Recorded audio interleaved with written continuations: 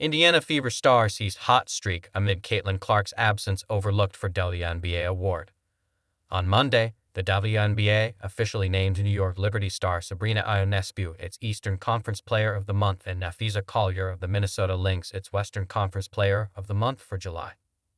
For Ionescu, it was a well-deserved honor for someone who led all players in the conference in points and assists and totaled 55 rebounds and 66 assists over a 10-game stretch, making her the only Eastern Conference player to record more than 50 rebounds and 50 assists during the month. However, there's a compelling counter-narrative brewing in Indiana. Kelsey Mitchell arguably put up numbers that were every bit as impressive, if not more so, and carried the Indiana Fever through a critical stretch while taking on an expanded role with Caitlin Clark sidelined. Kelsey Mitchell, shouldering the load. When Clark went down with a growing injury late in July, Mitchell didn't just fill the gap. She thrived.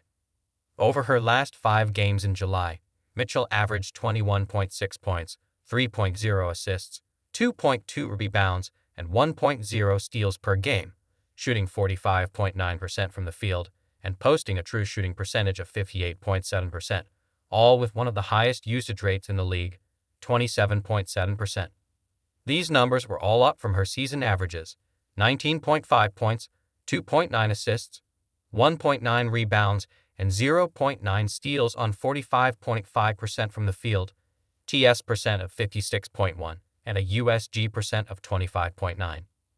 That hot streak wasn't an anomaly, though. Across all 11 games she suited up for in July, Mitchell still managed 20.9 points, 2.7 assists, 1.7 rebounds, and 0.9 steals per outing, numbers that stack up favorably against any backcourt star in the league.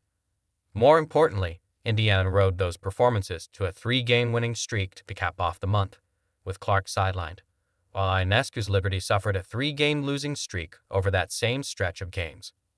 The Fever won 7 of 11 games over the course of July, 4 of which were without Clark. Kelsey Mitchell versus Sabrina Ionescu. Statistical showdown. At first glance, an argument can be made for either star, yet numbers alone don't tell a full story.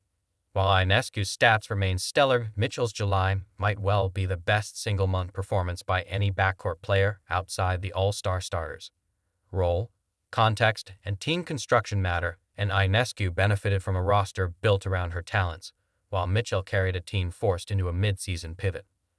The contrast of veteran leadership in a thin rotation versus established superstar consistency makes this one of the tightest award debates of the season.